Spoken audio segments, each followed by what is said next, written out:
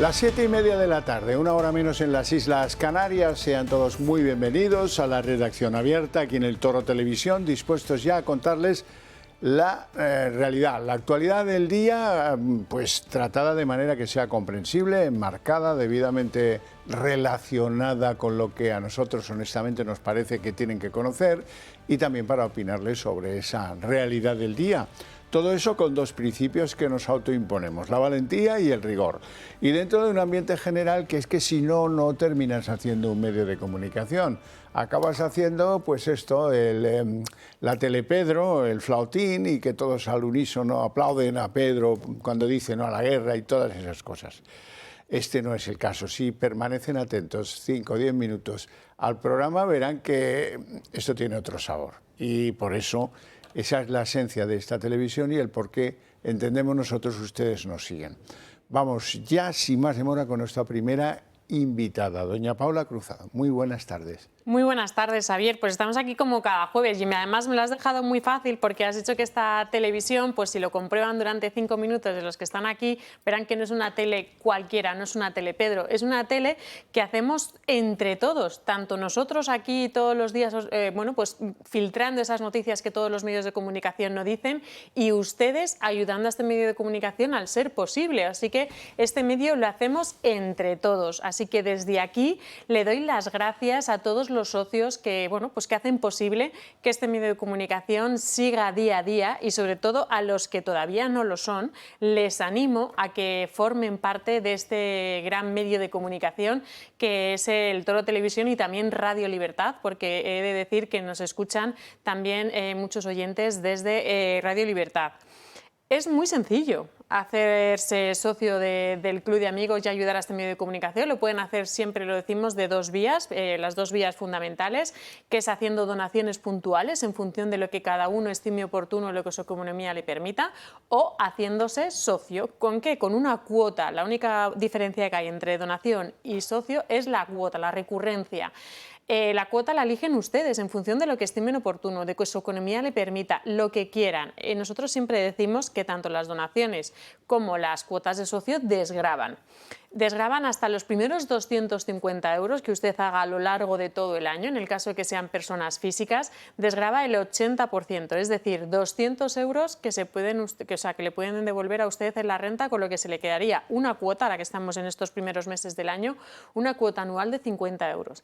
Que hay mucha gente que dice, que lo ve así y dice, pues esto es una buena opción para poder ayudar, porque al final, bueno, pues no es tanto como lo que yo pensaba. Y a nosotros de verdad que les digo que nos ayudan mucho a hacer posible pues que este medio de comunicación siga siendo lo que es y sobre todo podamos llegar a más sitios.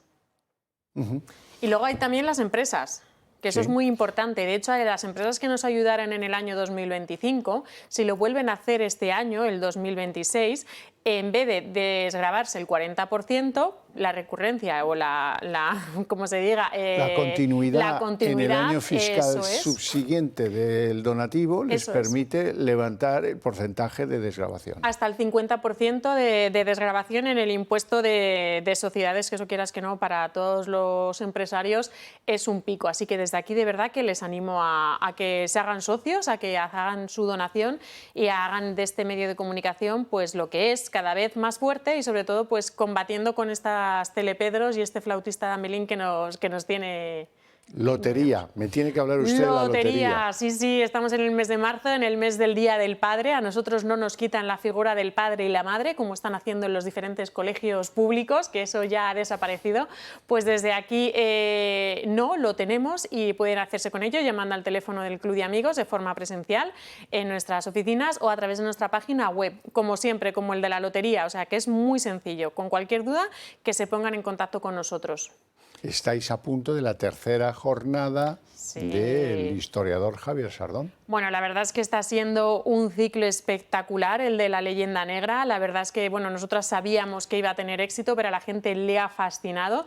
Se está haciendo de forma presencial y online. Ya vamos por la tercera, bueno, va a ser la tercera sesión y última, que es el martes, día 17 de marzo, en el que, bueno, pues terminará el ciclo, pero a la gente que, por ejemplo, se ha perdido las dos primeras o que ha asistido al ciclo y quiere tenerlo, nosotros se pueden hacer con las grabaciones. Las sesiones son de forma presencial y online y, como digo, vamos, para que se lo apunten en la agenda, el próximo martes 17 de marzo a las 7:30 de la tarde. Hay que registrarse para ir a la sesión en directo o en online. Es igual, hay que registrarse igual a través del club. Totalmente, nada. Además es que es un trámite muy sencillo. En el caso de que se le haga un poco más complicada la cosa, que nos llamen y le registramos nosotros por teléfono. Y sobre todo también recordar que tenemos un canal de WhatsApp del Club de Amigos en el que, bueno, pues vamos colgando mucha información, y a lo largo del día de hoy o mañana colgaremos una encuesta que acabamos de cerrar el próximo ciclo con Fernando Paz, que hace nada, 2 minutillos que la acabamos de cerrar con él, y queremos saber cuál de los dos temas va a tener más éxito. Yo no los digo aquí para que la gente tenga más enganche en nuestro canal de WhatsApp del Club de Amigos. Así que nada. Muchas gracias, Paula. Gracias un a ti placer siempre. tenerte en el programa, y nosotros tenemos que empezar con el recorrido. Van a ver la decisión. Esto es formidable. Nosotros estamos en contra de la guerra, dice ayer Pedro Sánchez. No a la guerra, 4 palabras, no a la guerra. Vale, fantástico. Viejo eslogan que hay que ir a buscar al almacén ahí en la Moncloa, que ya enarbolaba Zapatero contra Bush, guerra de Irak. Bueno, eso, no a la guerra, pensando, y yo se lo he contado aquí varios días, pensando que eso me hace ganar votos, que es lo único que mueve a Pedro Sánchez. Los iraníes, la paz mundial, todo esto le da igual. Él cree que puede ganar un voto de izquierdista que vaga por las Españas y que busca a alguien que defienda la paz, o esto es, que cuestione los métodos de Bush, de eso encontrará. Lo que pasa es que alguien se equivoca en el cálculo, porque eso que le funcionó a Zapatero contra Aznar, que estaba en el poder, y le permitió llegar a la Moncloa. Todo aquello, sí, el no a la guerra, toda aquella campaña contra Aznar, una guerra a la que no fuimos, pero bueno, eso es otro cantar. Eso te funciona si estás en la oposición. En mi opinión, podéis compartirla o no, no pasa nada. En mi opinión, eso no te funciona igual si tú estás en el gobierno. Eso ya, a ver, ¿qué sede vas a rodear? A ver, ¿a quién vas a insultar por doblegarse a Donald Trump? Si eres tú el que estás gobernando. Creo que no les va, desde luego creo que no le va a funcionar a nivel de encuestas internas como para adelantar elecciones por esa causa. Por otra causa es probable, es posible, pero por esta, adelantar porque ahora sí que la población enardecida sale a las calles a decir no a la guerra, siendo que lo dice el que manda, ¿para qué van a salir a las calles? No tiene el menor sentido. Esa es mi impresión. Bueno, además, él sale y dice no a la guerra. Y no han pasado 24 horas que envía una fragata, la más moderna que tiene la Armada Española, a Chipre. Chipre hubo un misilazo que cayó en una base británica de uso conjunto con los Estados Unidos. Bueno, y nosotros somos los últimos que lo hemos hecho, pero hemos mandado una fragata. Antes ha ido Francia, antes que Francia fue Grecia. Hoy, al tiempo que España ha anunciado a Italia que también se plantea mandar un sistema antiaéreo, antimisiles y antidrones y todo eso. Bueno, bien, España envía la fragata española. Cuando llegue van a pasar varios días, porque está en el Báltico haciendo unas maniobras defensivas, en el mar Báltico. Tiene que llegar pues a Chipre. Bueno, bien. Pero esto no es contradictorio. Vamos a ver, Pedro Sánchez. Ayer cayó un cohete en el aeropuerto de Azerbaiyán. Hirió a 2 personas. Un misil balístico de Irán, ¡pum!, Azerbaiyán.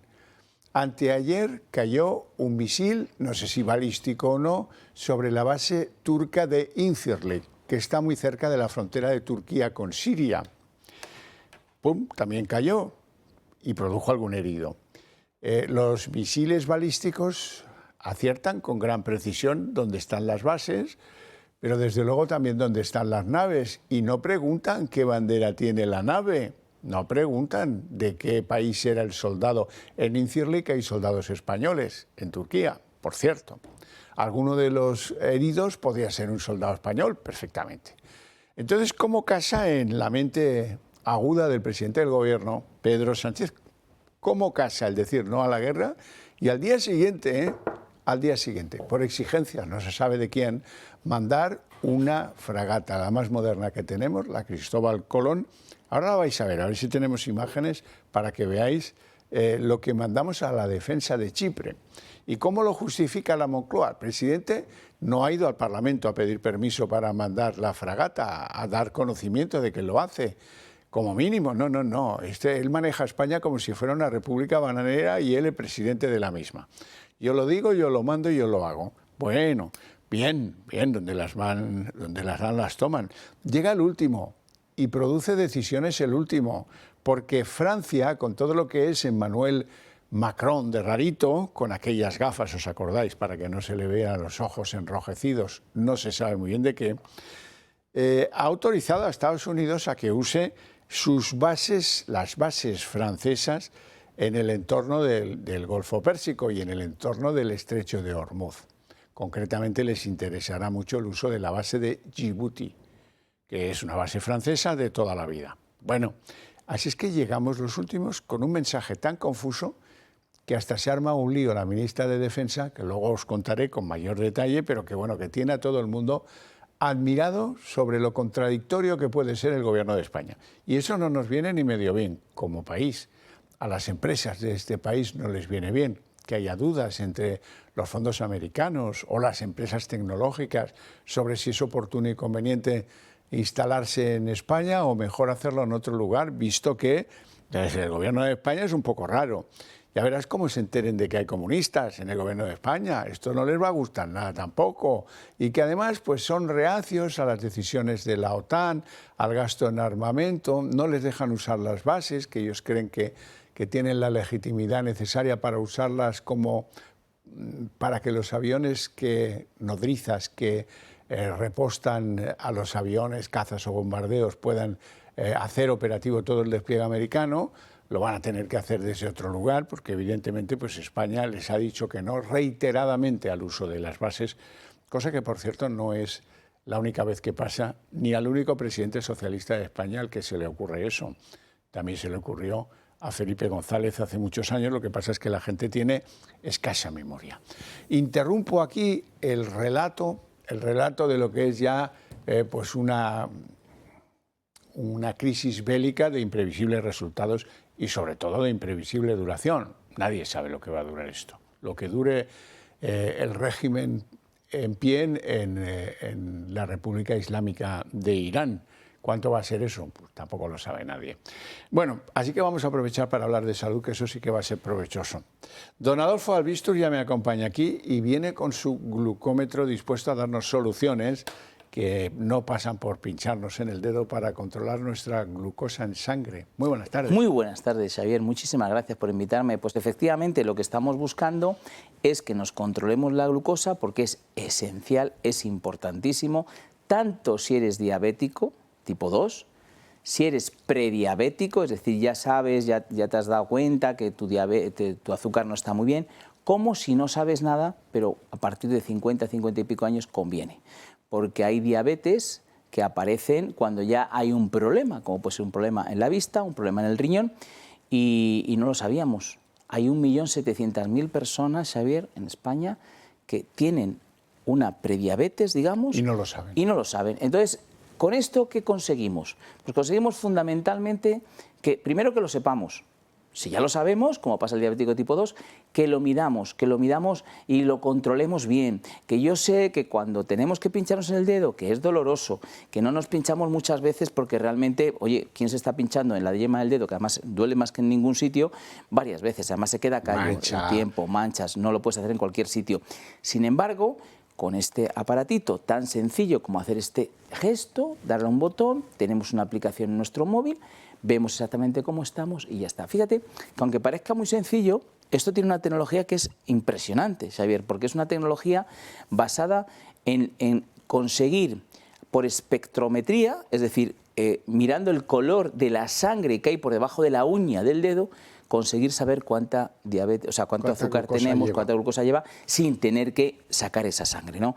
Son años de investigación, es el Hospital Virgen del Rocío de Sevilla, el doctor Antonio Pupo en la cabeza, 6.000 pacientes que pasaron, la Universidad de Sevilla... 7.000 eran, ¿no? Efectivamente, 7.000 pacientes, la Universidad Tecnológica de Sevilla de ingenieros, todo esto para conseguir que en este aparatito pequeño, porque así es mucho más cómodo poderlo llevar a cualquier sitio, podamos estar mirando nuestra glucosa y tengamos algo que es importantísimo, que lo tenemos que tener controlado, porque si no nos va a dañar, nos va a matar en silencio, casi se dice, pero que lo tengamos controlado y que no nos pase absolutamente nada. Y sobre todo, permite cosas que con el pinchazo pues son difícilmente exigibles. Y es que te puedes medir las veces que quieras el índice de glucosa en sangre. Eso es. Y eso se queda grabado. Tú Eso le puedes es. llevar a tu endocrino. Eso es.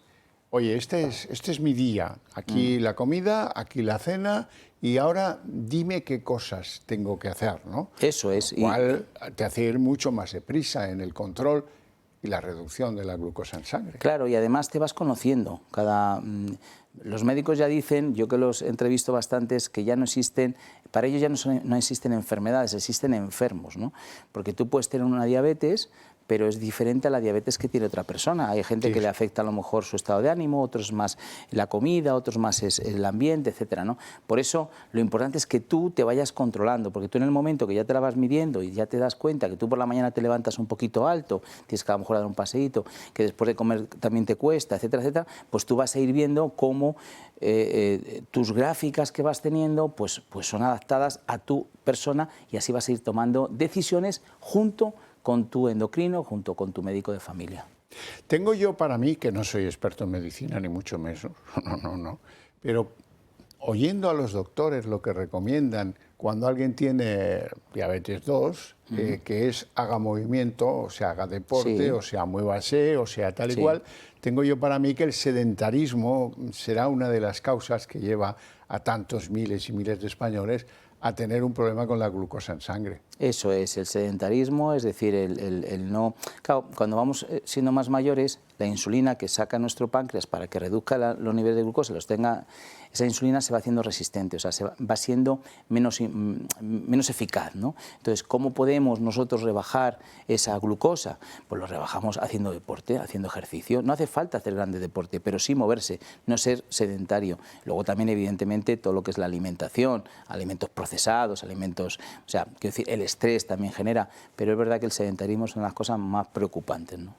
¿Cómo podemos hacernos con el glucómetro y qué ventajas tienen los telespectadores? Pues mira, os invito a que llaméis a este teléfono, podéis marcar ahora para que quede registrada, 900-730-101, vais a tener un buen precio, os vamos a regalar además el libro Historia de nuestros médicos, cuyo programa hacemos aquí en la casa, y sobre todo vamos a controlar esa glucosa, os lo vamos a explicar todo muy bien, si hace falta vamos, os lo explicamos, os ponemos la aplicación en el móvil, que es sencillísima, pero que todo quede bien controlado para que ya de hoy en adelante esa glucosa esté bien controlada.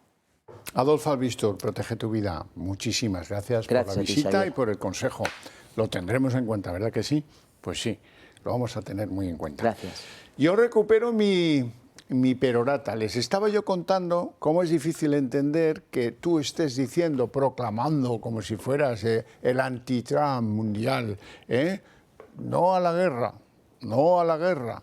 Y al día siguiente, mandes una fragata de guerra a Chipre. A ver, ahora me lo cuentas. No, es que es para defender a un socio europeo. Claro.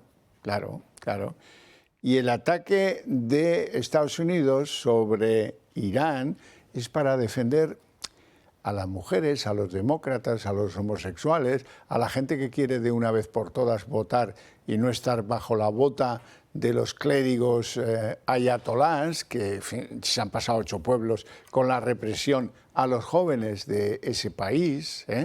¿A quién habla de 30.000 muertos? Vale. Entonces, ¿eso nos parece tan relevante como defender con fragatas a un miembro de la Alianza Atlántica? Y a un miembro, perdón, de la Alianza Atlántica, de la Unión Europea. Chipre es un país muy pequeño y además dividido en 2 comunidades y que ha tenido sus propias tropezones históricos. Bueno, luego viene Pues este es el primer desaguisado, el del presidente del gobierno, claro. Bueno, muy gordo el desaguisado, pero luego viene el desaguisado Álvarez, que dice que el PP y Feijóo les falta patriotismo. Ahora va a dar las identificaciones de patriotas, Álvarez. Y luego está la señora Robles, que la arma cada día. Bueno, del papel de España en el conflicto quiero hablar yo con don Gustavo de Arístegui, que es diplomático y que se ha ofrecido muy amablemente a participar en el programa para aclarar algunas dudas que tenemos. Muy buenas tardes, don Gustavo, gracias. Muy buenas tardes, don por Javier. estar ahí. Disculpas, teníamos algunas dificultades técnicas. No pasa nada. Vamos a ver. Le supongo al día de que la señora Robles dice que no, que ella la han grabado de aquella manera, despidiendo al embajador de Estados Unidos en el Ministerio de Defensa. Hay quien dice que ella dice, no, si yo estoy con Trump, y hay quien dice que ella dice, no, es que yo no estoy cómoda con esta temperatura, tengo frío. Bueno, no lo sé.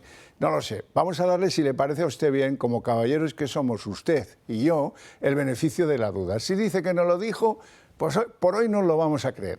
Pero en lo que sí nos ha mentido es que ella dice, se acordará de que la portavoz de la Casa Blanca dijo, bueno, parece que ahora España ya está de acuerdo en coordinarse militarmente con nosotros. Y la Robles, como la señalaban con el dedo, el rojerío patrio, pues la Robles dice, no, eso no puede ser, porque cuando la señora portavoz de la Casa Blanca dijo eso, yo todavía estaba hablando con el embajador en el ministerio, y eso es manifiestamente falso. Porque la reunión con el embajador terminó una hora antes y si al embajador le pareció, esa es la pregunta que yo le quiero hacer, si al embajador le pareció relevante, es normal que comunicara inmediatamente a la Casa Blanca, mira, los españoles parece que cambian de posición y que están dispuestos a coordinarse con nosotros. Ese es un relato que encaja bastante, ¿no, don Gustavo? Bueno, es que a mí me parece que esto es una muestra verdaderamente escandalosa de descoordinación, de desconocimiento, de desfachatez, de incompetencia y de desvergüenza. Porque, en efecto, lo que se dice en público no se suele sostener en privado, es una cosa habitual en la diplomacia, y obviamente con otros gobiernos de los Estados Unidos pues estaban dispuestos a jugar a esa farsa. Cuando pues en los primeros años un poco más radicales de Felipe González y Alfonso Guerra, que son dos personajes que me caen muy bien y que hoy pues los admiramos todos mucho porque le ponen pies en la pared a la deriva disparatada del actual gobierno socialista, pero en aquellas primeras legislaturas socialistas pues practicaban mucho eso del doble lenguaje, ¿verdad? Es decir, que los americanos fuera, bases fuera, OTAN no, de entrada no, todas aquellas cosas que decían y después hicieron el referéndum del 86, gracias a Dios salió bien. Pero claro, los americanos de entonces pues tenían un poco más de paciencia y les parecía muy bien y de, bueno, pues vamos a jugar ese juego, ¿no? Usted dice en público una cosa y yo sé que en privado piensa y hace otra. Pero es que ya no estamos en ese mundo, en este mundo eso ya no funciona.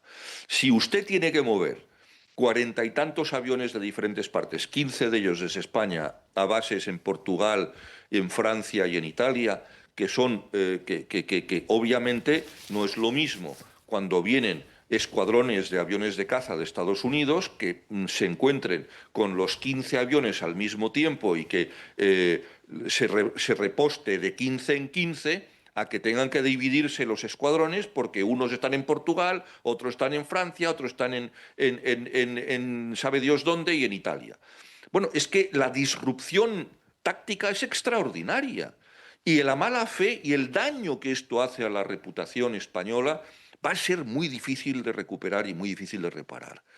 Entonces, les han pillado con el carrito del helado. Es decir, no se puede hacer lo que ha hecho el ministro Álvarez, no se puede jugar a hacer política exterior con la política interior, mezclando ambas cosas. Pero claro, esto no es de ahora. Ahora estamos en el punto climático, ¿verdad? En el mal llamado punto álgido, que es el más frío y no el más caliente, de esta cuestión, de esta polémica, porque justamente esto empezó con Zapatero.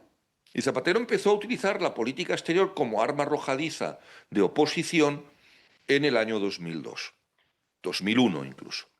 Y empezó recordemos, con las tensiones que teníamos con Marruecos, cuando venía a Marruecos, cuando había tensiones con Marruecos, con el tema de Perejil, después con el tema de la guerra de Irak, después encabezando las manifestaciones de no a la guerra, y después ya vemos que esa patética tendencia ha seguido y que lamentablemente no se cortó en cierto momento, y que cuando vuelve el Partido Socialista y con la extrema izquierda al poder, se agrava, se multiplica y se ahonda. Y esto no tiene remedio fácil, porque hoy tenemos la peor clase política en Occidente de los últimos 80 años. No hay élites políticas, dejaron de existir. Si aplicamos la teoría de las élites, y mi autor preferido en la materia, que es Carlyle, pues es que si levantara la cabeza el señor Carlyle se volvería a morir, porque es que, claro, es que no hay élites en el mundo prácticamente, o muy pocas, y las élites intelectuales o científicas pues están encerradas en sus despachos o en sus laboratorios, pero no tienen las riendas del mundo. Traigamos esto a la situación actual con Estados Unidos. Esto es una vergüenza internacional, es un bochorno que yo he sentido como español, como diplomático, como servidor del Estado y como analista internacional. Es que cuando yo hablo con periodistas, diplomáticos, analistas, incluso con opinión pública bien informada, y hablamos de las cosas que España está haciendo en su política exterior desde hace 7 años, al principio causó preocupación, después estupor, y ahora somos el hazmerreír de las cancillerías y de los grandes periódicos. Es decir, cuando un periódico como el Wall Street Journal, que por favor, es uno de los referentes mundiales, le guste o no le guste a nadie, es un periódico serio, la gente que es alguien en el mundo no puede no levantarse por las mañanas y leer el Wall Street Journal, como es el Financial Times, o la prensa que llaman en Estados Unidos liberal, ya sea el Guapo, el Washington Post, New York Times, el Times de Londres. Pero es que, si me apura, si un CEO del mundo tuviera que leer 2 periódicos en el planeta, leería el Wall Street Journal y el Financial Times. Y resulta que llaman al presidente del gobierno de España el tonto útil de Irán. Resulta que el presidente del gobierno de España ha sido aplaudido por el presidente de la República iraní, que es un régimen criminal que lleva 47 años causando el horror a millones de seres humanos en diferentes partes del mundo. Y nos solemos olvidar, cuando dicen, no ha habido provocación previa a los Estados Unidos. Bueno, la ha habido. Al Líbano, a Jordania, a Siria, a Egipto, a Turquía, a todos los países del Golfo, a España. Los iraníes y sus esbirros de Hezbollah asesinaron el 12 de abril del año 85 a 18 españoles en el bar El Descanso, en el kilómetro 14 de la carretera de Barcelona. Yo no me olvido. La prensa del movimiento actual se olvida, el gobierno actual intenta que se olvide. Lo mismo ocurrió en Argentina con 2 atentados, la AMIA y la Embajada Argentina, donde murió la mujer de un amigo mío, el embajador del Estado de Israel en la India, cuando yo era embajador allí. Estamos hablando de un país que ha desestabilizado durante 47 años. Es un país que ha tomado miles de rehenes. Es un país que ha torturado, que ha creado grupos terroristas, que los utiliza, que los arma, que los financia, que los manipula, que los adoctrina. Jamás Hezbollah, los hutis, las milicias terroristas de Irak, Hezbollah y otras milicias terroristas de Siria, organizaciones terroristas de Afganistán y Pakistán y de Asia Central. Vamos a ver, la gente habla de los chiíes. Es que no son los chiíes, es este régimen que acaba de lanzar un ataque contra el aeropuerto de la capital de Azerbaiyán, Bakú. Que, por cierto, son chiíes también. Sí. En fin, bueno, y en eso llega el pacifismo de Pedro Sánchez, que un día dice no a la guerra, al día siguiente manda una fragata a Chipre, que no es absolutamente necesaria, digámoslo así, que va a tardar en llegar 8 o 10 días, y luego está que eso nunca lo lleva al Parlamento. No, no lleva esto al Parlamento. Y en efecto, bueno, pues esto, y está la gente preguntándose por qué no se aplica el artículo 5, pero tendrían que saber que Chipre no es miembro de la OTAN. En fin, es un pequeño detalle no menor, ¿verdad? Y tampoco se pregunta a la gente, se pregunta por qué Turquía, que ha sido atacado por un misil balístico que han derribado los Patriot españoles en el sur de Turquía justamente, bravo por ellos, por cierto, ¿por qué no quieren invocar el artículo 5? Pues porque no quieren. Y usted no puede hacer nada, porque si el agredido no lo invoca, nadie puede invocarlo por el agredido. Y en consecuencia no hay artículo 5. Pero bueno, básicamente, es decir, ¿vamos a una zona de guerra si están en la guerra? Yo he visto hoy las declaraciones un tanto curiosas, diré que prudentes, por otra parte, del ex vicepresidente del gobierno, señor Iglesias, que estaba ahondando en las contradicciones del gobierno. Dice, en el fondo del señor Iglesias no puedo estar en mayor desacuerdo, pero en el diagnóstico de la contradicción de este gobierno, sin duda que sí, porque en efecto está incurriendo en contradicción, porque va a una zona de guerra diciendo que no está en la guerra. Claro. Eso es así. Don Gustavo de Aristegui, un placer enorme tenerte en el programa, te mando un fuerte abrazo y hasta la próxima. Gran abrazo, querido don Javier, un abrazo muy fuerte hasta para pronto. ti. Hasta muy pronto. Un abrazo. Nos vamos a ir a publicidad y a la vuelta a la carrera abrimos la redacción abierta en su mesa de análisis político.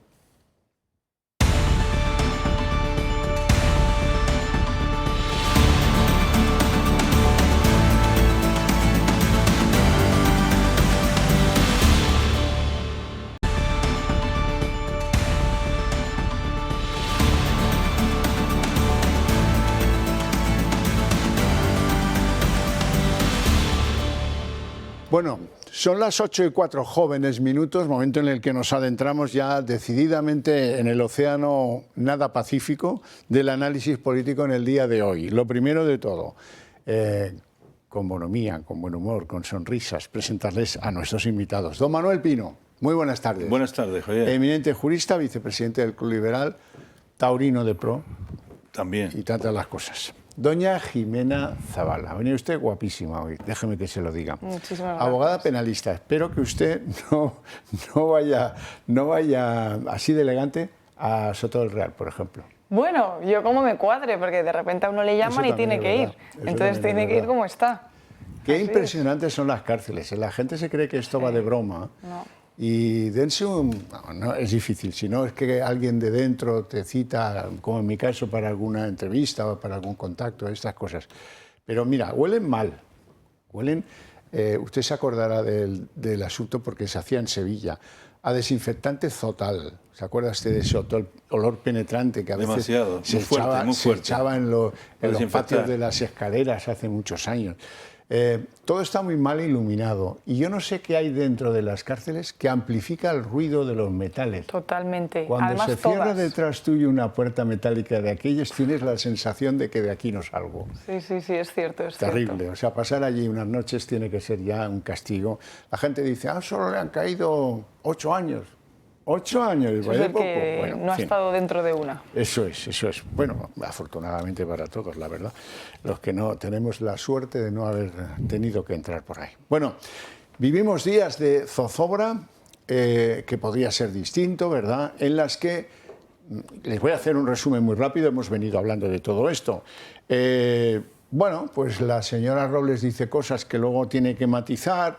Dice que no fue la que indujo a los americanos a pensar que íbamos a colaborar militarmente con ellos, pero luego engaña diciendo las horas a las que se produjeron su encuentro con el embajador y lo que dijo la señora de la Casa Blanca.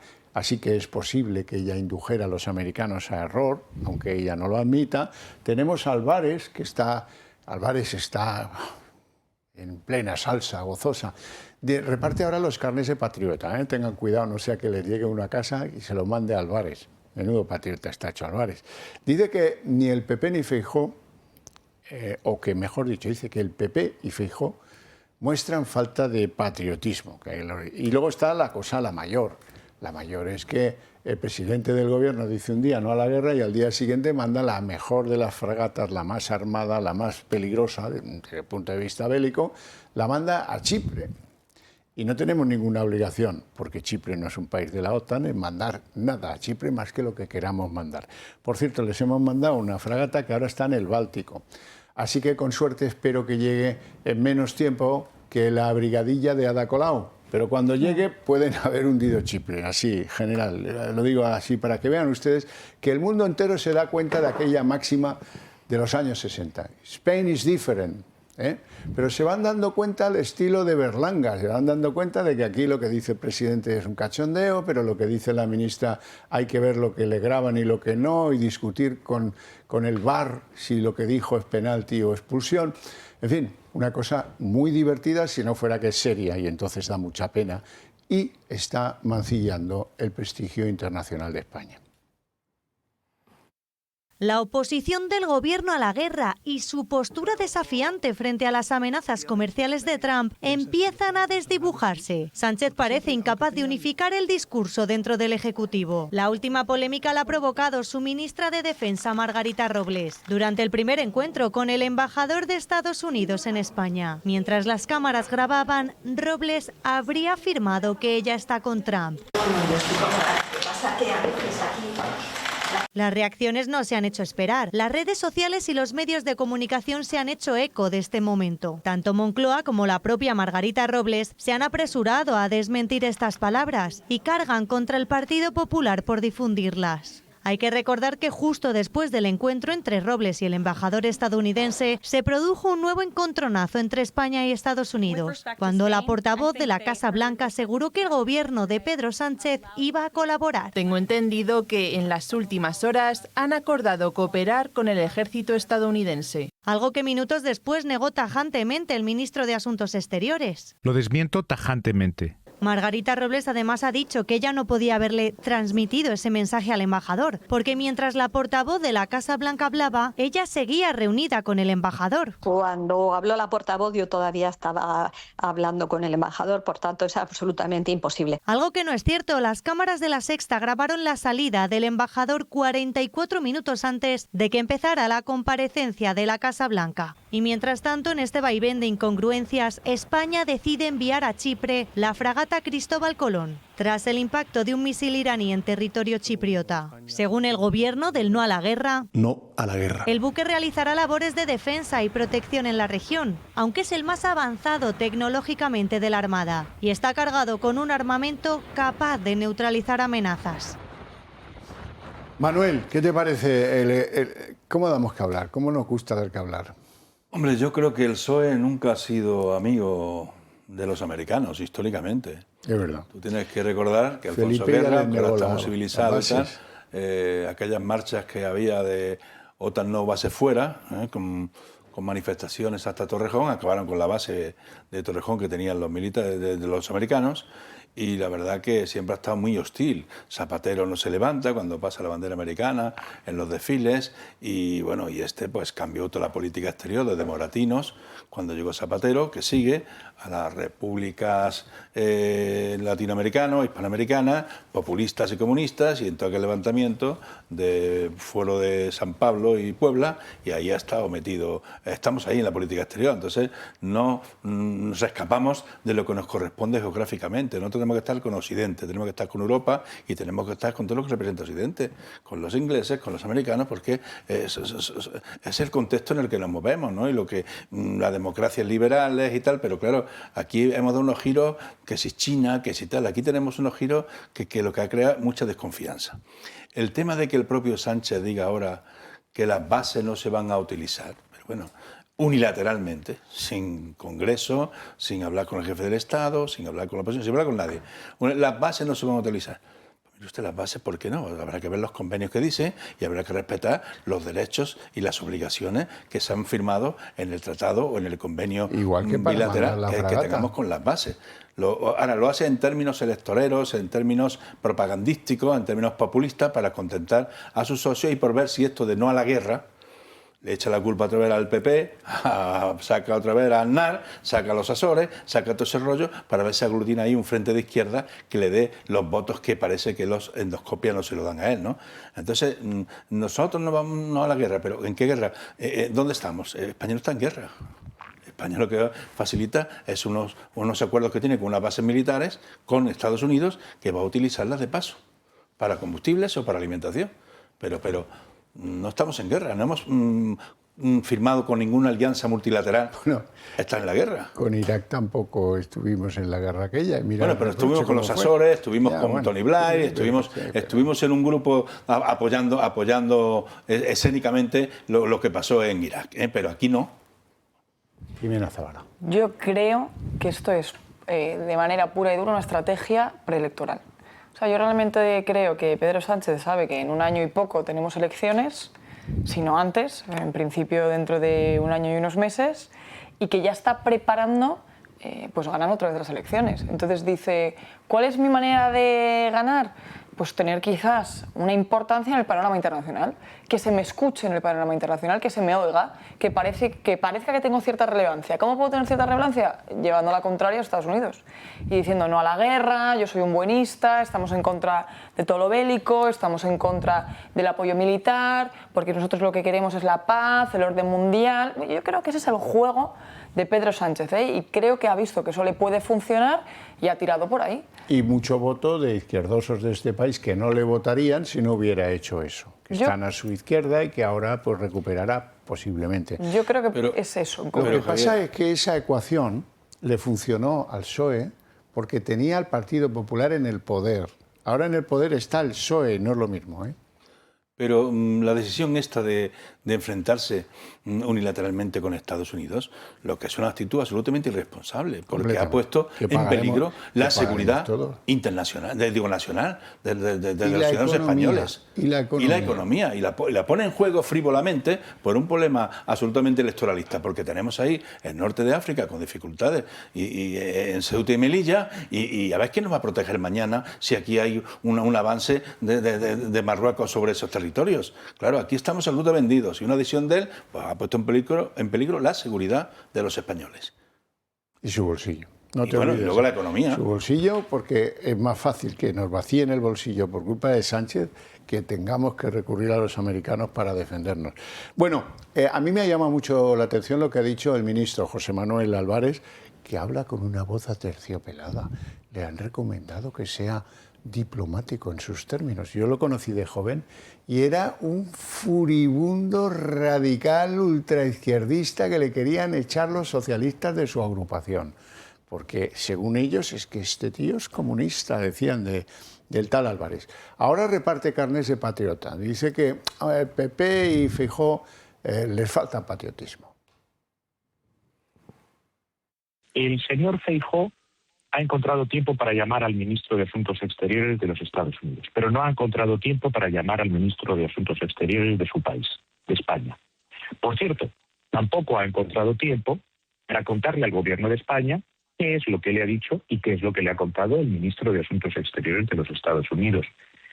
Me va a permitir, no es una palabra que use mucho, pero creo que está justificada. El Partido Popular le está faltando incluso patriotismo. No la usan mucho, pregúntate por qué, ¿no? Es que esto es cómico, ya empieza a ser un poco, pues, un show de a ver quién le dice más gorda, ¿no? Yo lo que no entiendo y no comprendo es porque siempre el partido que está en el gobierno está obsesionado con traer a colación la oposición, sin ningún sentido, ¿no? Al final, que ellos se centren en gobernar, que se centren en hacer las cosas bien y no estar a la defensiva, porque parece que la oposición son ellos. Siempre están buscando el enfrentamiento, siempre están buscando cómo culparles de algo. Y como no les pueden culpar de que hagan nada en el gobierno, porque en el gobierno no están, pues la autonomía, Ayuso, Madrid. Entonces, no entiendo esa búsqueda siempre del enfrentamiento absurdo. Creo que estar o no en guerra, que bueno, en cualquier caso no estamos, pero estar o no estarlo es un asunto de interés nacional, un asunto de Estado muy relevante, muy importante. Da igual quién gobierne que quién no gobierne, esto no va de ideologías, esto va de sentido común, realmente, y va de buscar el bien de España y de la marca España, fin, no hay más. Entonces siempre esta necesidad de llevar la contraria, de buscar al oponente y criticarle constantemente, de intentar arremeter contra Feijóo siempre. Es que son cosas que yo no comprendo ni logro entender de parte de un diplomático. Hoy, por ejemplo, decía Álvarez que estaba muy ofendido porque es que Feijóo ha llamado a Marco Rubio, al que él llamaba ministro de Exteriores estadounidense, que no lo es, pero bueno, da igual, es parecido, ¿eh? Bueno, pues a lo mejor es que... y que no le había contado lo que le había dicho Marco Rubio. A ver qué obligación tiene Feijóo de contarte lo que le ha dicho Rubio. ¿Le cuentas tú lo que le dices tú a quien sea? ¿No debiera haber sido tu presidente Sánchez el que hubiera comunicado al líder de la oposición: oiga, mira, voy a decir esto, pienso hacer esto, las bases no las voy a prestar y voy a mandar una fragata a Chipre, ¿no? Entonces, ¿qué extraña reciprocidad pide el tal Álvarez? Pero es que lo más elemental y democrático, cuando mandas una fragata a Chipre, cuando haces estas declaraciones que atentan a la seguridad nacional, es convocar en el Congreso un pleno extraordinario, debatir en el Congreso con la oposición y ejecutar los acuerdos de la Cámara Soberana de Representantes del Pueblo. Lo que hizo ayer Italia. Pero no, exactamente eso. Claro, pero es que no. Una decisión unilateral de mandar fragatas, de decir este doble lenguaje, aquí no se va a hacer nada en las bases, luego llaman a los americanos y le dicen que no se preocupe, que lo que ha dicho es para el electorado, pero que van a seguir las bases y que mandan la fragata. O sea, que este doble lenguaje es lo que pierde autoridad y prestigio el gobierno de España en política internacional, que no la tenemos. ¿Qué dice la oposición? El primero, vamos a escuchar a Feijóo. Dice que rechaza el uso de las bases americanas y a las pocas horas despegan aviones de rota hacia Oriente Medio. Dice no a la guerra al mismo tiempo que manda una fragata de guerra a la guerra, en lógico cumplimiento con los compromisos de la OTAN. Y lo que ya es el colmo, polemiza con Trump en público el mismo día que se acerca a su embajador en privado. Es la ética del engaño en versión internacional. Y efectivamente se resume en 4 palabras. Como siempre, Sánchez miente. Y Abascal está en campaña en Castilla y León y ha hecho un tuit en el que aborda la cuestión y lo que viene a decir es eso que aparece ahí, pero que, bueno, que tampoco cambia respecto de la que ya nos viene anunciando Santiago Abascal, el líder de Vox, y que, tengo que contaros también lo que dice Zapatero, que mucho tuvo que ver del desencuentro con Estados Unidos, que muchos allí no le perdonan, y mira que ha pasado tiempo desde que no se levantó al paso de la bandera, ¿no? Bueno, la pregunta es capciosa como pocas. Se ha dicho estos días, se está diciendo estos días que con esto ponemos en riesgo la seguridad de los españoles. Y la pregunta que yo tengo que hacer es ¿en qué mejoró la seguridad de los españoles apoyando la guerra de Irak? Dejo la pregunta en el aire para que se conteste. Pues Zapatero, no lo sabemos, porque es una pregunta imposible de contestar. Lo que pasó, pasó, y lo que no pasó, no pasó. Van a sacar al PP y Aznar. Sí. Sí, Aznar los Azores y la guerra de Irak, que eso es lo que quieren, y meter al PP en el lío, que estuvo ahí.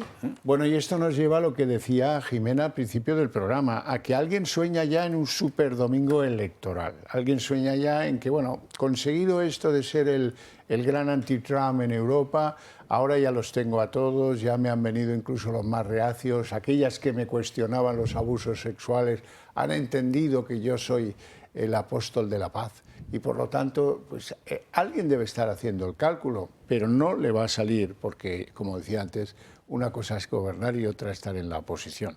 ¿Que lo van a intentar? Pues es posible, pero no creo yo que esto determine un adelanto electoral. Esto por sí mismo. Otras, si se suma a otros fenómenos judiciales, por ejemplo, la financiación irregular, entonces ya puede que cambie de criterio. Pero de momento el mío es que no. Vamos a publicidad.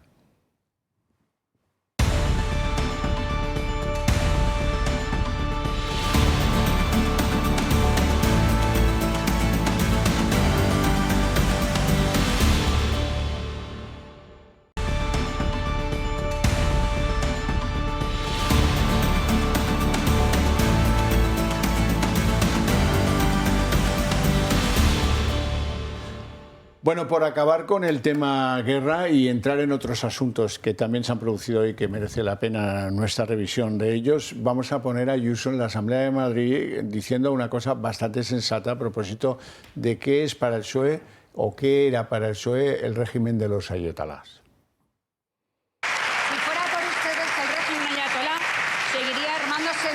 prácticamente toda la vida. Un régimen que en muy pocas semanas mató a 30.000 personas. 30.000 personas asesinadas por ese régimen. Castigando a los homosexuales, condenándolos a la cárcel, a latigazos, colgándolos de grúas, asesinando a mujeres por negarse a llevar el velo, siendo vejadas y violadas en sus propias casas a manos de un régimen que ustedes han amparado todo este tiempo. ¿No a la guerra? Claro que no a la guerra. Y que acabe cuanto antes.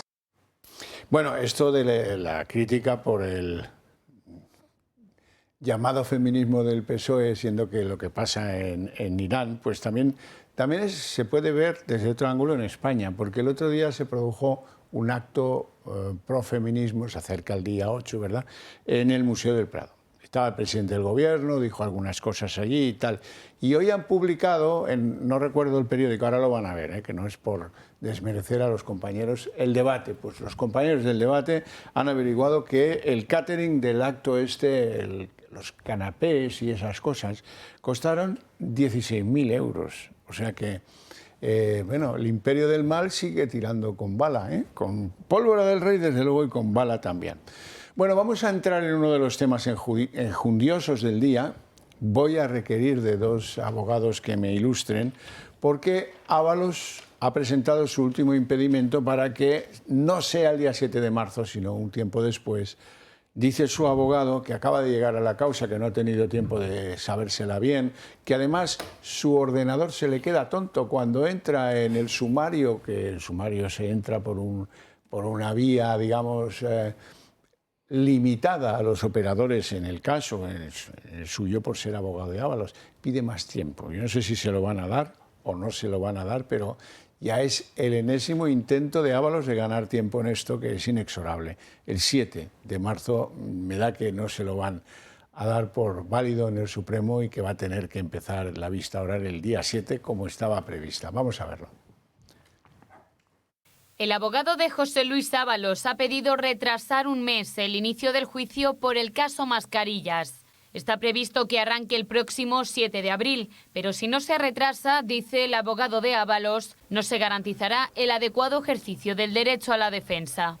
Afirma que no ha podido prepararla adecuadamente, alega problemas técnicos para acceder al sumario digital y señala que el proceso es muy complejo y que por ello requiere más tiempo para poder estudiarlo bien. El magistrado asumió la defensa del exministro el pasado mes de enero y considera que ha pasado muy poco tiempo y que así es imposible preparar con solvencia cualquier defensa. Pero esta no es la primera vez que se ha intentado obstaculizar el juicio. Primero Ábalos recurrió su ingreso en prisión. Acusó al juez de realizar un uso irrazonable del derecho por enviarle a la cárcel con una base de vaguedades y excusas procesales.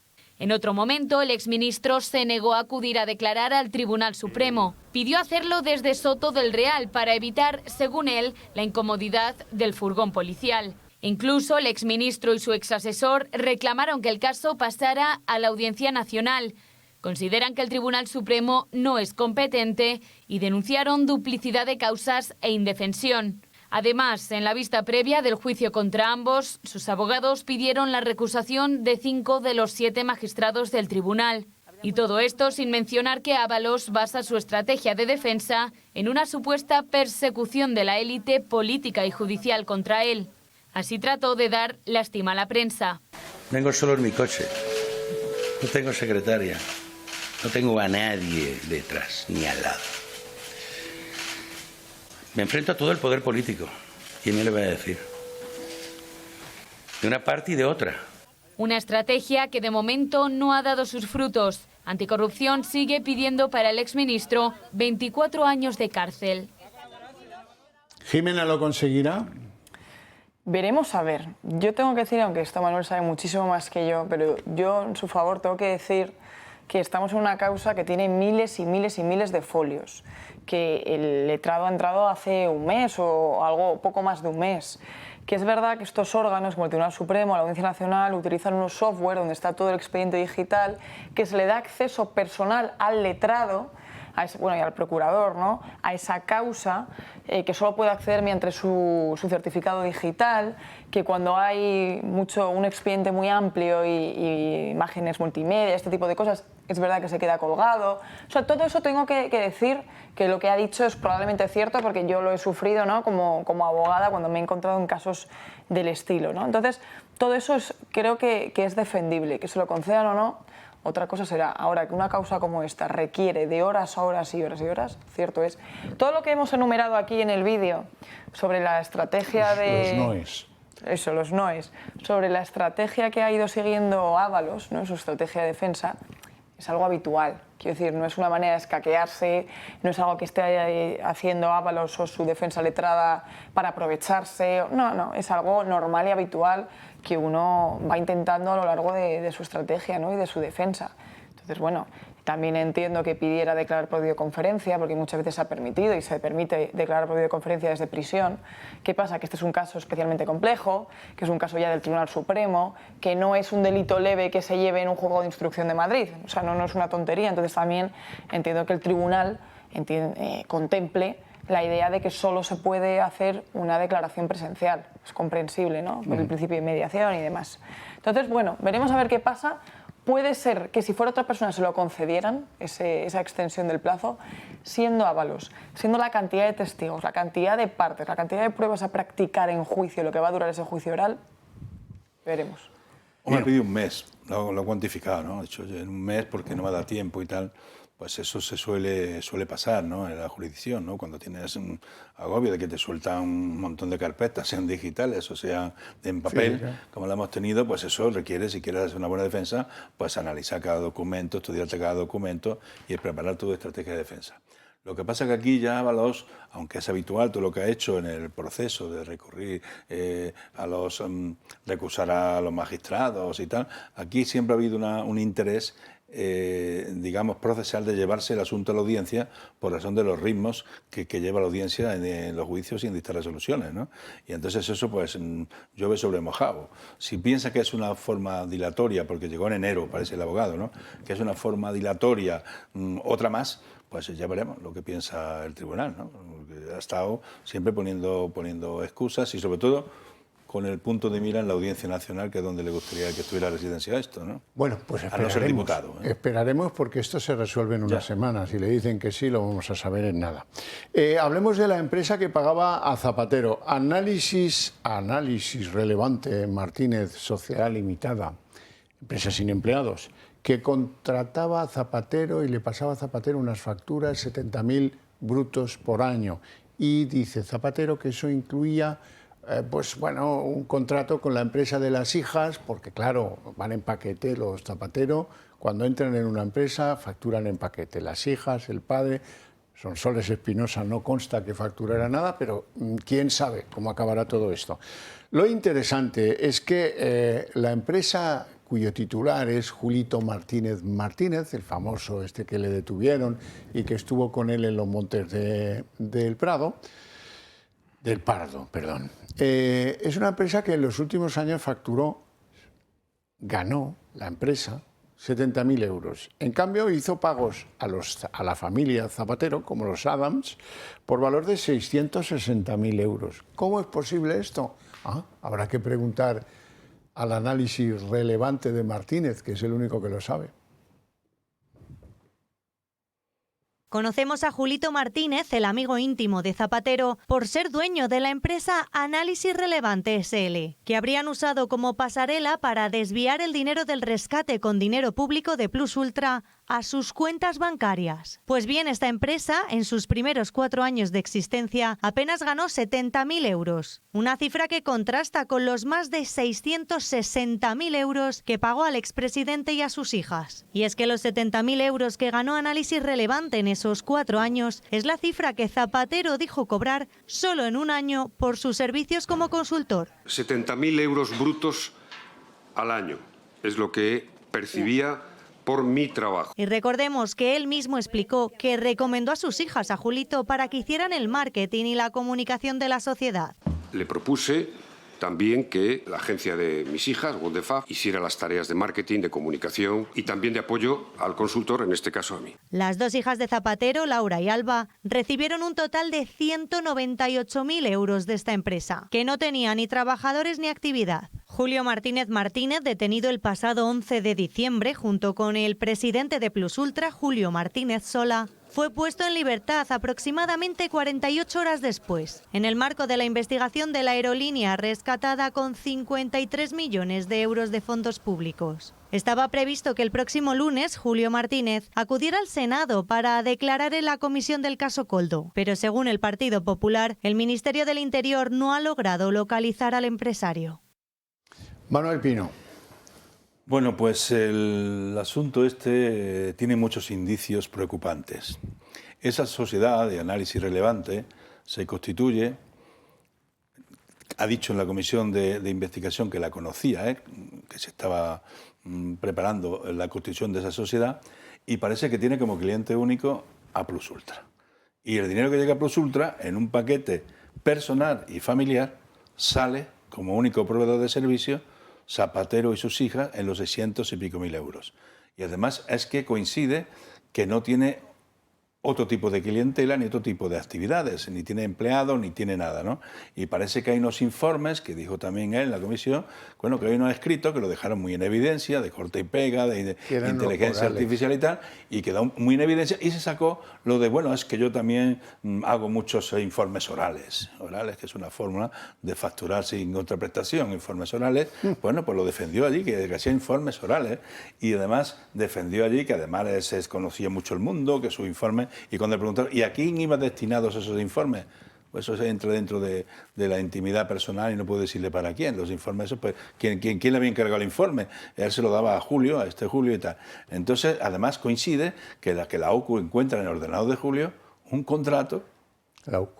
De la UCO un contrato en el que dice que si sale con éxito lo del Plus Ultra, va a cobrar la cantidad un 1% aproximada, muy justa, de lo que se ha llevado el grupo familiar. Bueno, pues hay muchos indicios, ya veremos si esto se judicializa, pues qué explicaciones da. Desde luego la comisión de investigación no le salió muy bien a los interrogatorios que le hizo el PP, que estuvo muy bien Maillo, tengo que decirlo, que estuvo muy bien, se había preparado muy bien el interrogatorio, ¿no?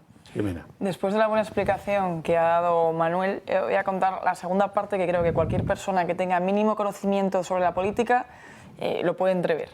Vamos a ver, está claro que Zapatero lo que ha hecho ha sido trabajar como un lobista. ¿Qué pasa? Que todo, siempre, ¿cuál es la mejor manera de ocultar eso o de camuflarlo? Pues decir, no, yo hago consultoría, yo hago informes, yo hago tal, yo soy un consultor. Precio de mercado. Claro, no eres un consultor, eres un conseguidor, eres un comisionista y eres un relaciones públicas, solo que, claro, eres un expresidente. Un abrepuertas, eso es, eres otro nivel de lobista, pero es lo que eres. O sea, al final lo que haces es unir a personas y si tú por el medio te puedes llevar algún contrato, porque esto funciona así. Al final, en este mundo, esto va por porcentajes.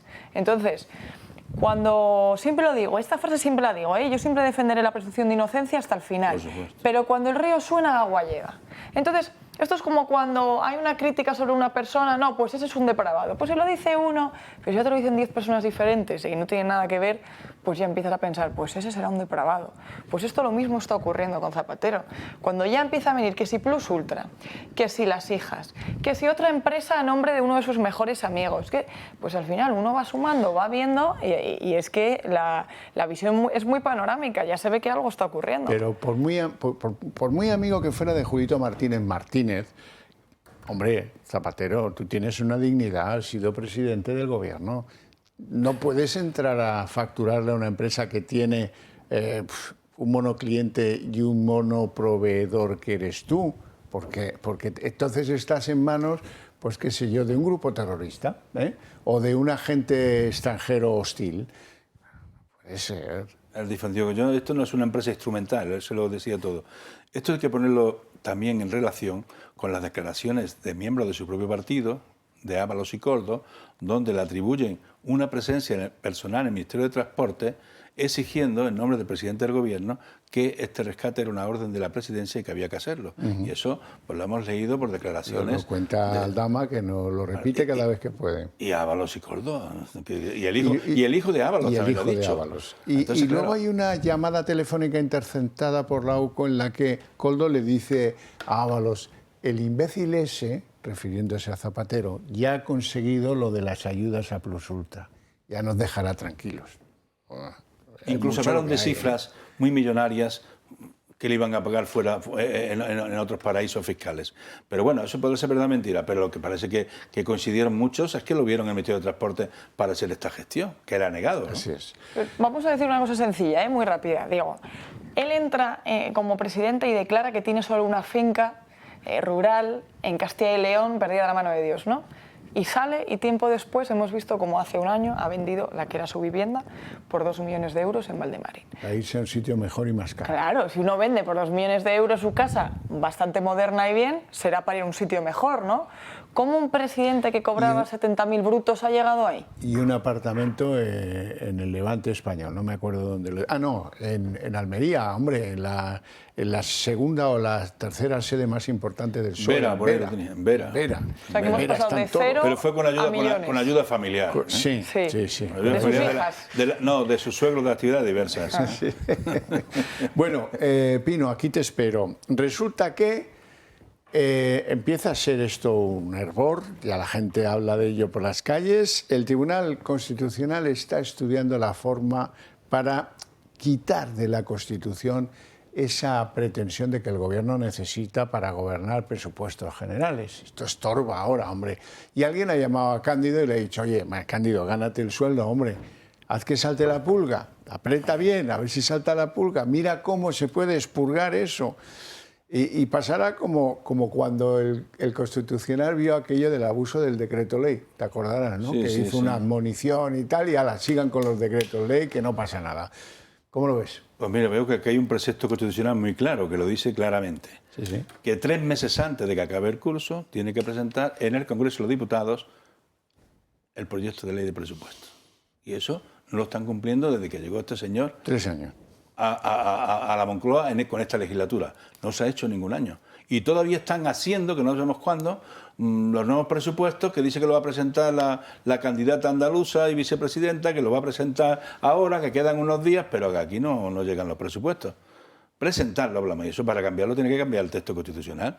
Porque eso no que diga que podrá, no, es que tiene como obligación presentarlo 3 meses antes de que termine el ejercicio económico, ¿no? El problema de Cándido Conde Pumpido es que ahora el Senado le ha reclamado al Constitucional: oiga, exija usted el cumplimiento de los preceptos constitucionales. Y se tiene que inventar algo para que no quede en entredicho el puto amo, Pedro Sánchez. Pero Javier, diga lo que diga a Cándido y el equipo que le acompañe en esa sentencia, o quien sea el ponente, lo que es obvio y evidente es que este país lleva sin presupuesto desde que empezó la legislatura.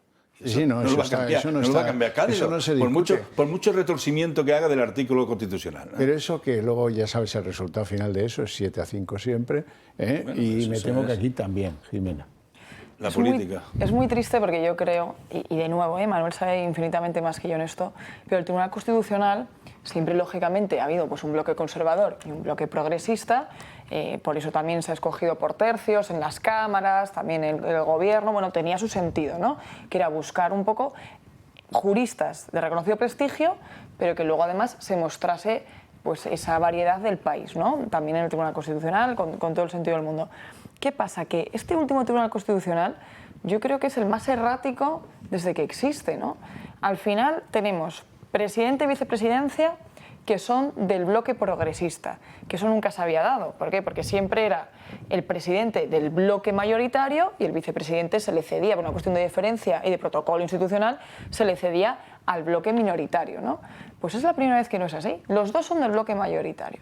Y luego, el Tribunal Constitucional, independientemente de los bloques, que eso sin querer pues siempre pues un poco de sentido y tinte va a tener, lo cierto es que siempre han sido juristas pues totalmente profesionales, que lo primero era su profesión, independientemente de la ideología que pudieran tener, ¿no? Y además lo vimos con el último Tribunal Constitucional, el anterior de mayoría conservadora, que en ningún caso se dejó llevar por esa posible ideología conservadora, porque tenían aparcados varios recursos que no favorecía al PP ni a Vox ni a ninguna derecha española tenerlos ahí aparcados, todo lo contrario, ¿no?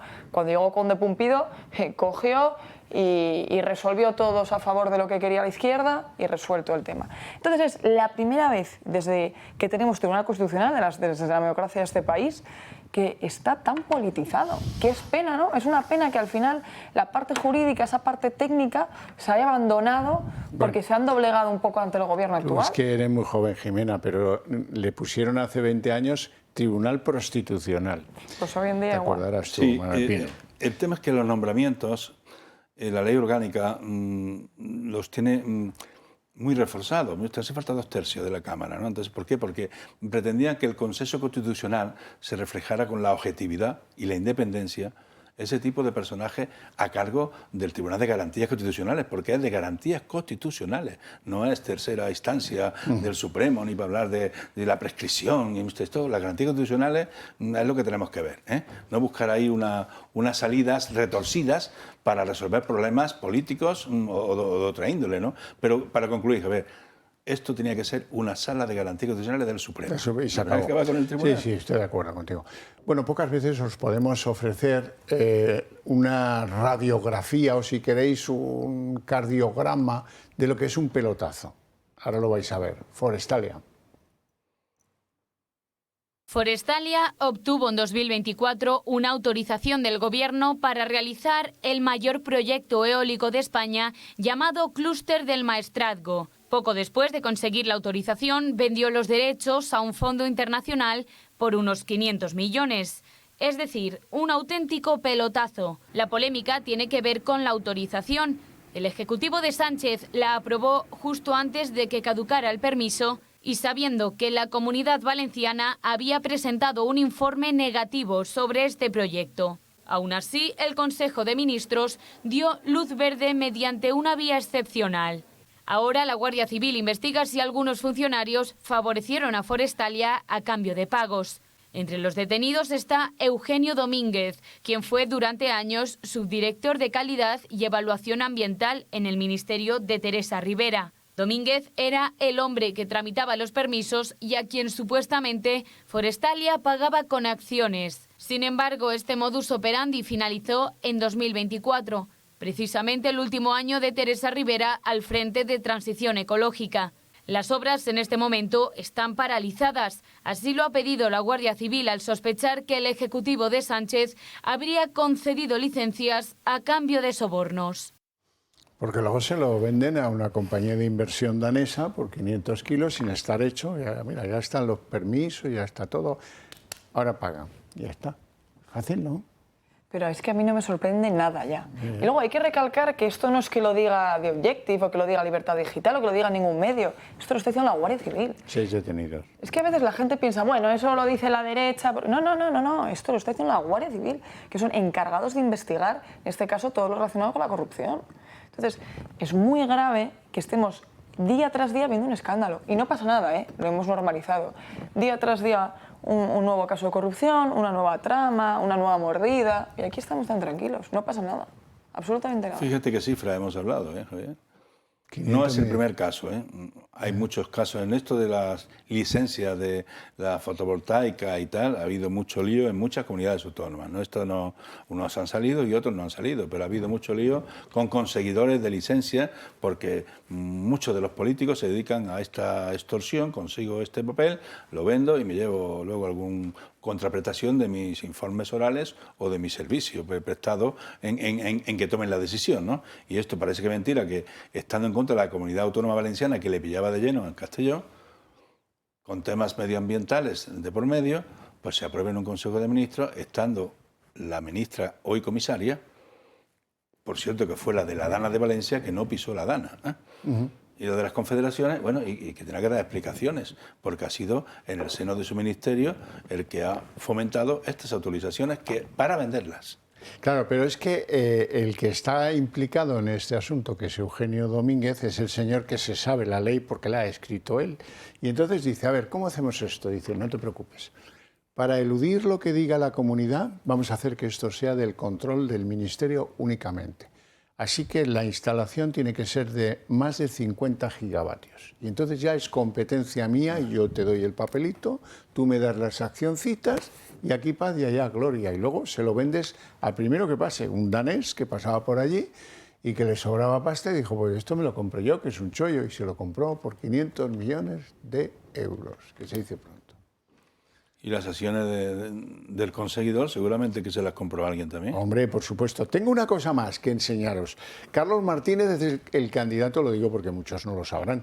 No le vais a oír a él, pero lo vais a leer. Es el candidato del PSOE a las elecciones de Castilla y León. Es el alcalde de Soria. Se llama Carlos Martínez, como he dicho antes. Y ha dicho algo muy interesante. Dice, no soy sanchista, yo soy del PSOE y represento los principios y valores que defiendo. Bueno, entonces, ¿qué pasa? Que aquí no quiso tener Pedro Sánchez a uno de sus acólitos y se le ha colado uno que ya le niega, no sé si 3 o más veces de aquí al día de la jornada electoral, o es que hay gente en el PSOE que ya se da cuenta de que lo mejor es alejarse de Pedro Sánchez para pedir el voto a los ciudadanos. Debe ser esto último, ¿no? O es una estrategia electoral de apartarse de Sánchez. Pero vamos, si está de candidato es porque Sánchez lo ha puesto. Muy ajeno no es, ¿no? Orden y mando, vamos. O sea, si que está de candidato, no picas yo no pico de que haya un movimiento ajeno al club de fans y al sectarismo del sanchismo en el PSOE, ¿no? ¿Y tú, Jimena, picas? Yo no me fío de ningún socialista. Me da igual. Entonces, palabras de un socialista yo no me voy a fiar. Eso habrá dicho para quedar bien en el titular, en la entrevista, sí, para decir que el partido no es el partido sanchista, que es el partido socialista de siempre, de más de 100 años de historia y que defienden lo mismo que antes y se acabó. Yo no me fío de ninguno. ¿Cómo has dicho? De más de 100 años de historia, sí, que es sí, eso sí. que ellos siempre dicen. Como la cartela electoral de eso, o la cartela de la campaña que hizo el PSOE en aquel momento era 100 años de honradez. Sí, sobre todo. Y le pintaban debajo ni un minuto más. 100 años de honradez. Y ni un minuto más. Eso se hizo muy famoso en aquellos tiempos. Sí, es que todo ya lo hemos vivido alguna que otra vez antes, ¿no? Que no deja usar las bases, ya lo hizo Felipe. Que ahora saca el no a la guerra, ya lo hizo Zapatero. Si es que vamos, que robaba, dices que roban en Forestalia. Bueno, pues como Roldán y como los huérfanos de la Guardia Civil. Hasta el director general de la Guardia Civil. Entonces, sacaba el dinero para Suiza en coches oficiales. Lo de Ábalos, bien mirado, es un escándalo, bueno, un poquito más rango y un poquito más nivel, tengo que decir. Recuerdo aquellas fotos con el pez inflable, aquel de Roldán y la cocaína en la mesilla. Bueno, Roldán también se lo en calzoncillos en la foto. Sí, por eso te digo que... Con señoritas. Lo de Ábalos, por lo menos, bueno, pues... Y el Tito Berni también. Es telefónico, digamos, que no hemos tenido que verle en calzoncillos por ahora, todo. Bueno, a sus queridas sí, en vestidos de verano.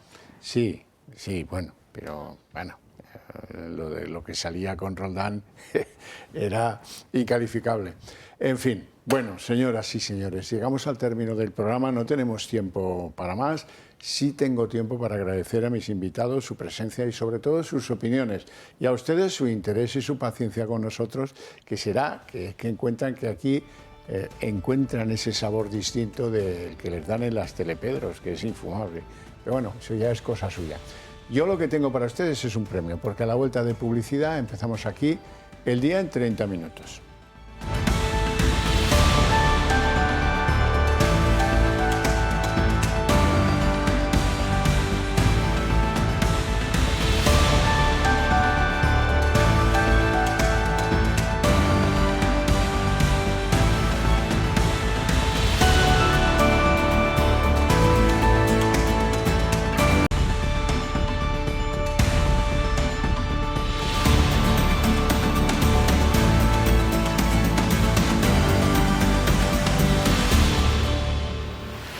El día en 30 minutos. Pedro Sánchez ayer proclamaba un no a la guerra rotundo y hoy, 24 horas después, manda nuestra fragata más aguerrida, más dotada para la guerra, a Chipre, que por cierto no es un país de la OTAN. Bien, esto se hace con un argumento, el de que el gobierno trata de defender a un país europeo, que, en fin, que sí, que está bien, pero que no deja de ser una participación indirecta en la guerra, porque los misiles que ayer llegaban a Azerbaiyán o antes de ayer a Turquía, una base donde por cierto hay soldados españoles, no entienden de banderas.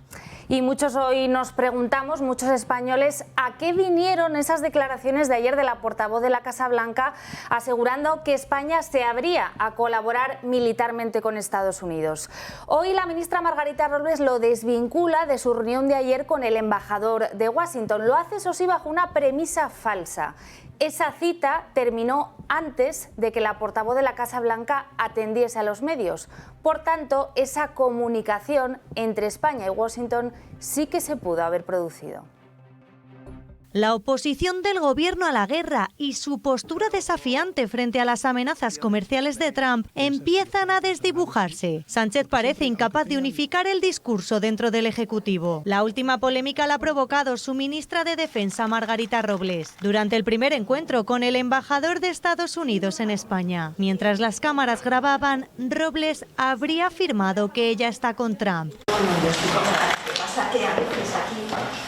Las reacciones no se han hecho esperar. Las redes sociales y los medios de comunicación se han hecho eco de este momento. Tanto Moncloa como la propia Margarita Robles se han apresurado a desmentir estas palabras y cargan contra el Partido Popular por difundirlas. Hay que recordar que justo después del encuentro entre Robles y el embajador estadounidense se produjo un nuevo encontronazo entre España y Estados Unidos, cuando la portavoz de la Casa Blanca aseguró que el gobierno de Pedro Sánchez iba a colaborar. Tengo entendido que en las últimas horas han acordado cooperar con el ejército estadounidense. Algo que minutos después negó tajantemente el ministro de Asuntos Exteriores. Lo desmiento tajantemente. Margarita Robles además ha dicho que ella no podía haberle transmitido ese mensaje al embajador, porque mientras la portavoz de la Casa Blanca hablaba, ella seguía reunida con el embajador. Cuando habló la portavoz yo todavía estaba hablando con el embajador, por tanto es absolutamente imposible. Algo que no es cierto, las cámaras de La Sexta grabaron la salida del embajador 44 minutos antes de que empezara la comparecencia de la Casa Blanca. Y mientras tanto, en este vaivén de incongruencias, España decide enviar a Chipre la fragata Cristóbal Colón, tras el impacto de un misil iraní en territorio chipriota. Según el gobierno del no a la guerra,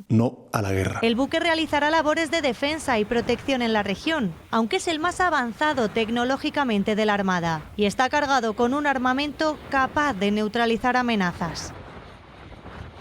Y Donald Trump ha vuelto hoy a la carga contra España. El presidente de Estados Unidos acusa a Pedro Sánchez de ser un perdedor porque dice no quiere jugar con el resto del equipo.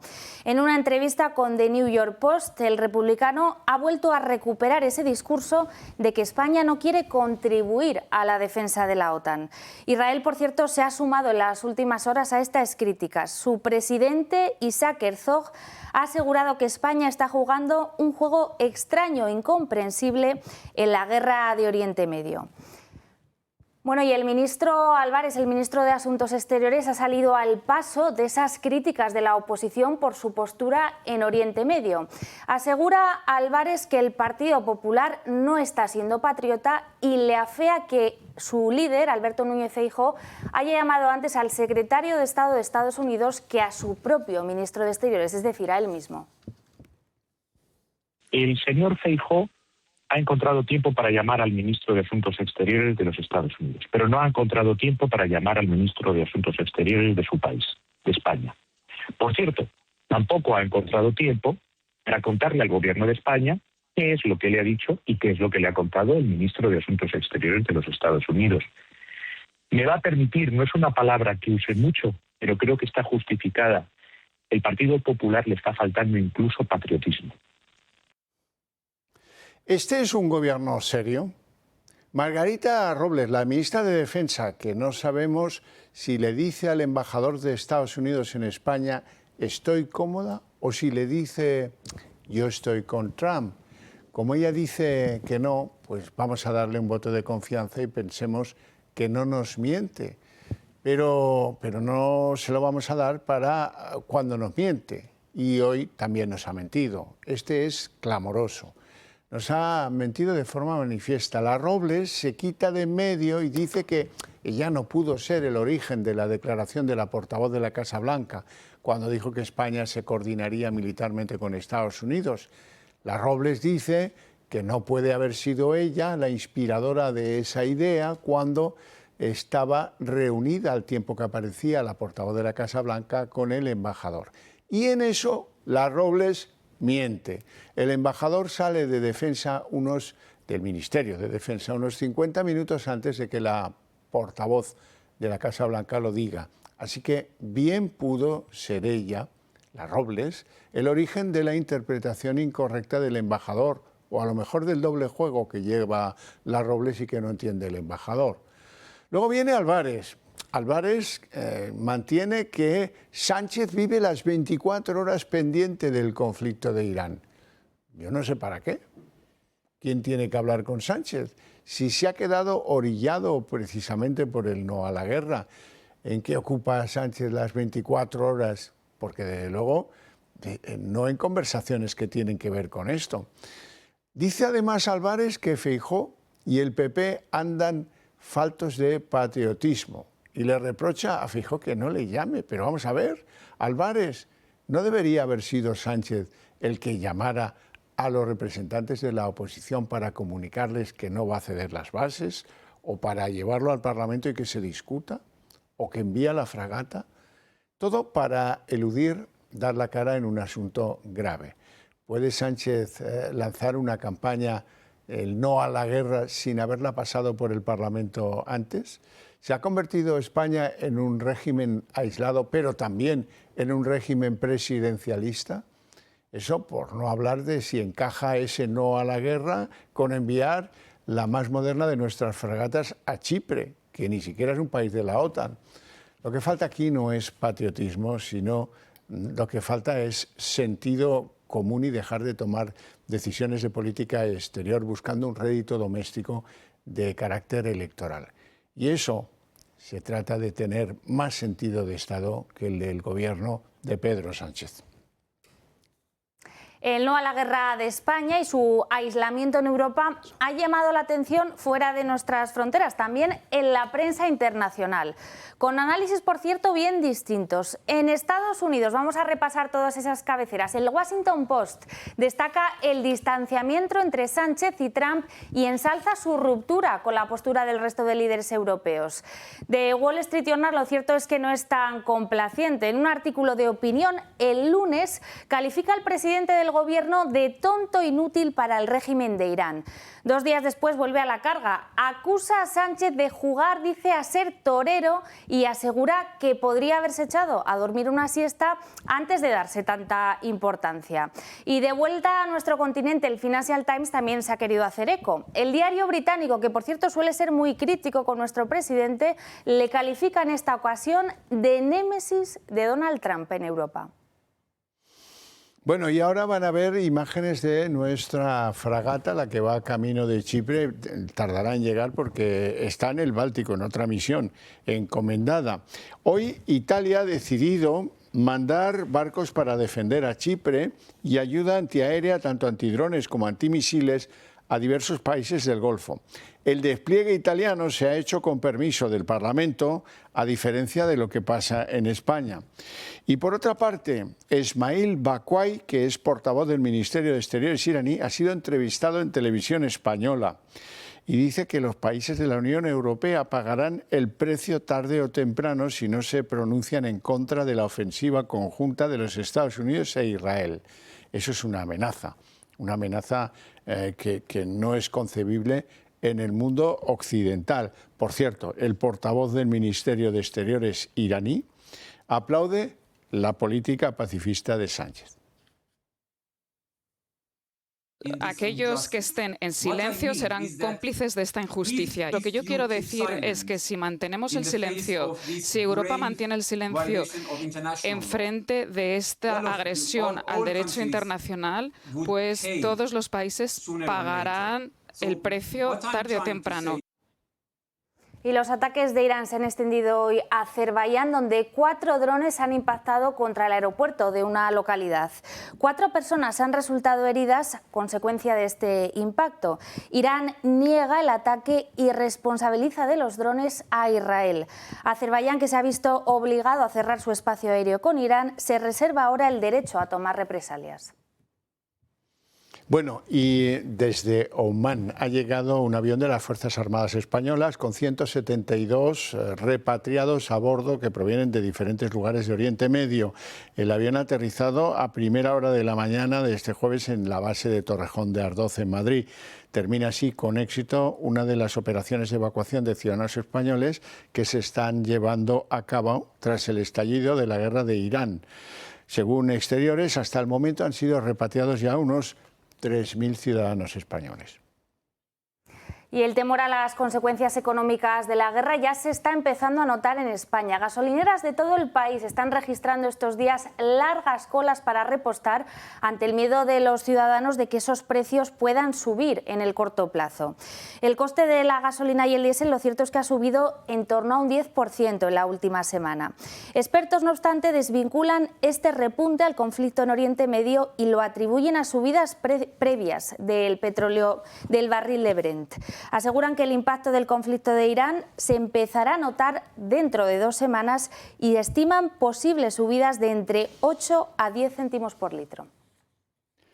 Último intento de la defensa de José Luis Ábalos para retrasar el comienzo de la vista del juicio sobre el caso de las mascarillas.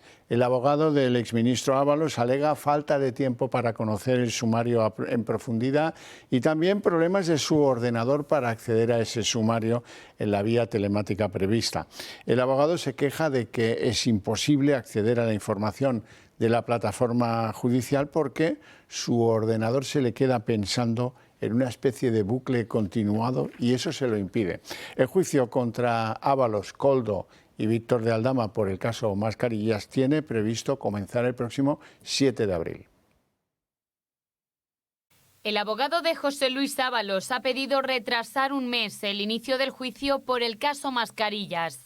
Está previsto que arranque el próximo 7 de abril, pero si no se retrasa, dice el abogado de Ábalos, no se garantizará el adecuado ejercicio del derecho a la defensa. Afirma que no ha podido prepararla adecuadamente, alega problemas técnicos para acceder al sumario digital y señala que el proceso es muy complejo y que por ello requiere más tiempo para poder estudiarlo bien. El magistrado asumió la defensa del exministro el pasado mes de enero y considera que ha pasado muy poco tiempo y que así es imposible preparar con solvencia cualquier defensa. Pero esta no es la primera vez que se ha intentado obstaculizar el juicio.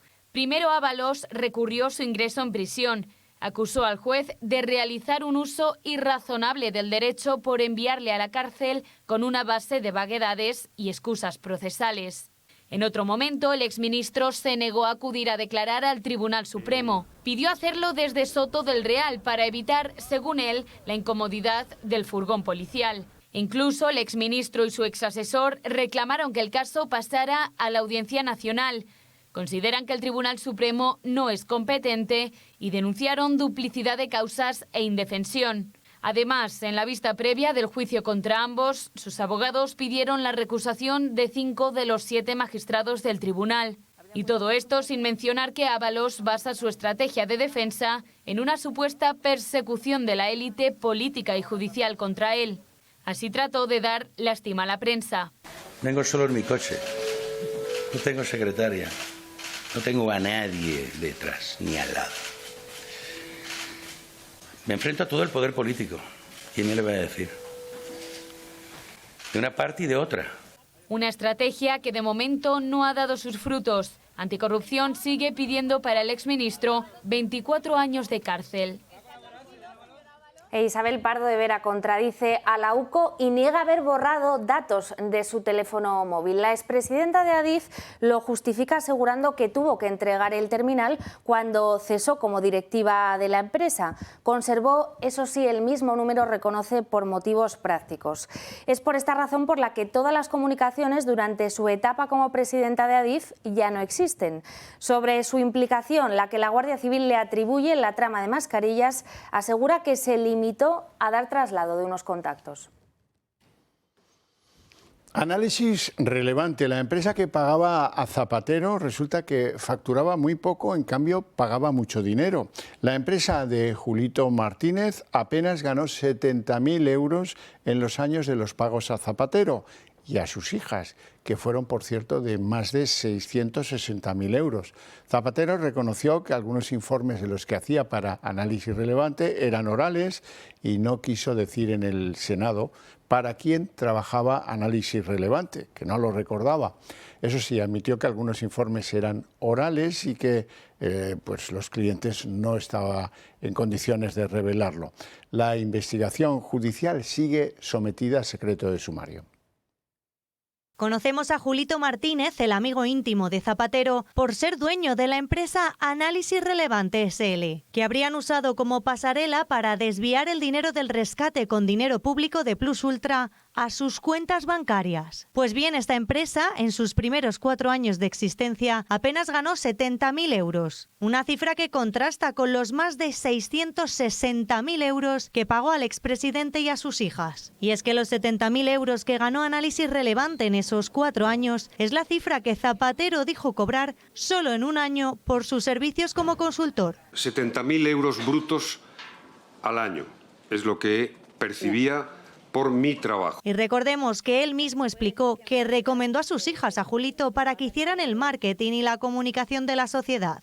Le propuse también que la agencia de mis hijas, Wondefab, hiciera las tareas de marketing, de comunicación y también de apoyo al consultor, en este caso a mí. Las 2 hijas de Zapatero, Laura y Alba, recibieron un total de 198.000 euros de esta empresa, que no tenía ni trabajadores ni actividad. Julio Martínez Martínez, detenido el pasado 11 de diciembre, junto con el presidente de Plus Ultra, Julio Martínez Sola, fue puesto en libertad aproximadamente 48 horas después, en el marco de la investigación de la aerolínea rescatada con 53 millones de euros de fondos públicos. Estaba previsto que el próximo lunes Julio Martínez acudiera al Senado para declarar en la comisión del caso Koldo, pero según el Partido Popular, el Ministerio del Interior no ha logrado localizar al empresario. Y la justicia ha abierto juicio oral contra Mónica Oltra, la exvicepresidenta de la Comunidad Valenciana, por encubrir supuestamente abusos sexuales de su exmarido. La jueza asume así la decisión de la Audiencia de Valencia en contra de su propio criterio y del de la Fiscalía. Los hechos ocurrieron entre 2016 y 2017, cuando el exmarido de Oltra trabajaba como educador de un centro concertado de Valencia. Hay, además de Oltra, otros 12 acusados. La víctima y las acusaciones populares le reclaman a la exvicepresidenta penas de hasta 6 años de cárcel y 10 de inhabilitación. Y en la página de Sociedad, la policía ha localizado hoy el cuerpo de la 6ª víctima mortal del derrumbe de la famosa pasarela de Santander. Efectivamente, el cuerpo corresponde a la joven de 20 años de Guadalajara, que llevaba desaparecida desde el martes, el día del accidente. Ha sido un geo de la Policía Nacional el que ha localizado el cuerpo poco después del mediodía de hoy. Bueno, así que la mascleta bajo los rigores de la nueva borrasca. Así es, la borrasca Regina nos está dejando poquito de esa primavera anticipada que estábamos saboreando en los últimos días. Hoy en Valencia la lluvia ha vuelto a marcar una jornada. Estas imágenes nos llegan pues de hace poquitos minutos y ha obligado a cancelar la mascleta que estaba prevista a las 2 de la tarde. También se ha tenido que cerrar el puerto de Valencia. Esta borrasca coincide además estos días con una dana que está dejando lluvias no solo en Valencia, sino en toda la Comunidad Valenciana. Este fin de semana las lluvias van a marcar en las horas de disfrute de todos los españoles por toda la península. Habrá además temporal marítimo y temperaturas mucho más bajas de las de los últimos días. Y hasta aquí el día en 30 minutos. Les deseamos una feliz noche a todos, especialmente a los que continúen aquí en la señal de El Toro Televisión, con Tiempos Modernos, con El Gato al Agua, etcétera, etcétera. Y nosotros lo dejamos hasta mañana. Mañana estaremos muy pendientes de ese segundo intento de investidura de María Guardiola en Extremadura. Veremos a ver si prospera o no prospera ese segundo intento, como decimos, para la Popular. Aquí se lo contaremos. Hasta mañana.